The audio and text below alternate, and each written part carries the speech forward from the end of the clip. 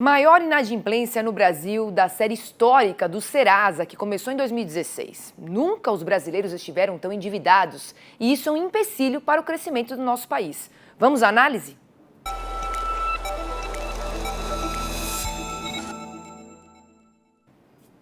Em março, na média do país, 43,43% da população com mais de 18 anos de idade tinha deixado de pagar suas dívidas.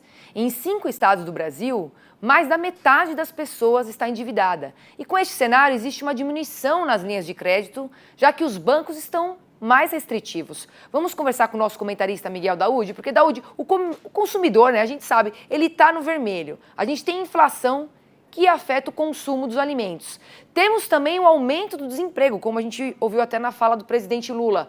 O que precisa fazer aí o Brasil, rapidamente, para a gente evitar no futuro um cenário que vai ser muito ruim para a nossa economia? Qual que é a tua opinião, Daúde? Muito obrigada aqui pela sua participação. Bem-vindo nesta segunda-feira.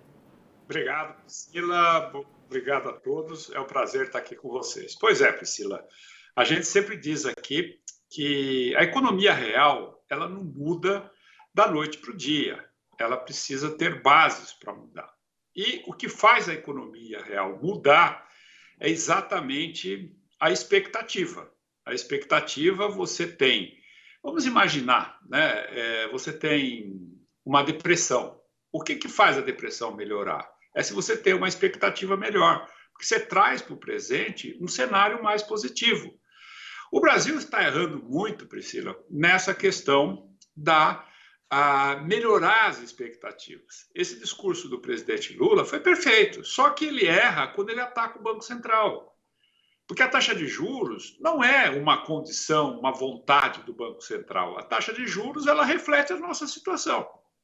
E qual é a nossa situação? Nós estamos aí há quase 5 meses do governo. O Congresso está lá discutindo coisas que não têm nada a ver com a nossa economia, o governo também não consegue apresentar um projeto, então as expectativas ela vêm para o presente. Então, presidente, quando o senhor falar, taxa de juros não vai combater a inflação de demanda, não vai combater a inflação de oferta. Sim, por quê? Por uma razão muito simples, porque a nossa inflação ela adquiriu uma inércia. E essa inércia decorre exatamente da falta do gerenciamento das expectativas. Então, independente de você ter problema na demanda ou na oferta, a inflação ela decorre da falta de expectativa. Então, ela vem para o presente. E é isso que está complicando. Então, nesse aspecto, Priscila, nós temos uma preocupação muito grande, como você colocou, a questão do emprego, começa a aumentar o desemprego e pode aumentar mais. Nós temos a questão da inflação, apesar desse boletim Focus de 52 que serão divulgados ainda mais nesse ano, você tem uma melhora nessa expectativa. Agora, essa expectativa precisa melhorar. No entanto, você tem uma dificuldade muito grande, Priscila. Eu até me sinto envergonhado de ficar toda hora falando isso, porque só parece que eu sei falar isso. Não é isso. O governo precisa gerenciar melhor as expectativas.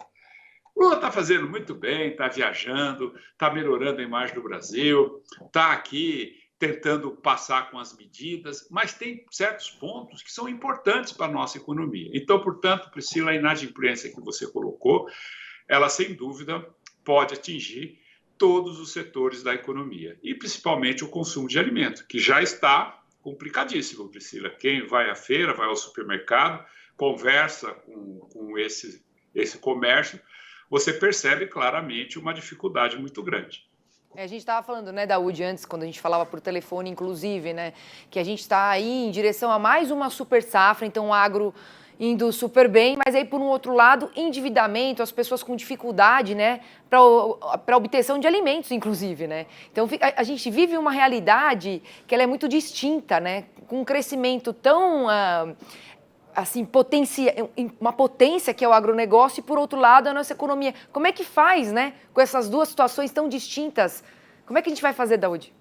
Exatamente, Priscila. Nós temos uma situação de um lado, que é o lado da demanda, que é aquele consumidor, o próprio governo também, que é um consumidor, não está consumindo porque não tem definição, não tem recursos, e nós temos o lado da oferta. O lado da oferta é a agricultura, a indústria e o comércio. A agricultura vem dando shows de produção, vem exportando muito, o produtor internamente vem produzindo, mas só que a gente tem um contraponto, né? Porque uma hora esses dois setores, essas duas variáveis, né, elas acabam se encontrando. Só espero que elas não se encontrem lá embaixo, né, que se encontrem lá em cima, mas tudo indica que se você tem o desemprego, inflação, endividamento, a população vai consumir menos, então você vai ter, vai puxar para baixo todo esse cenário.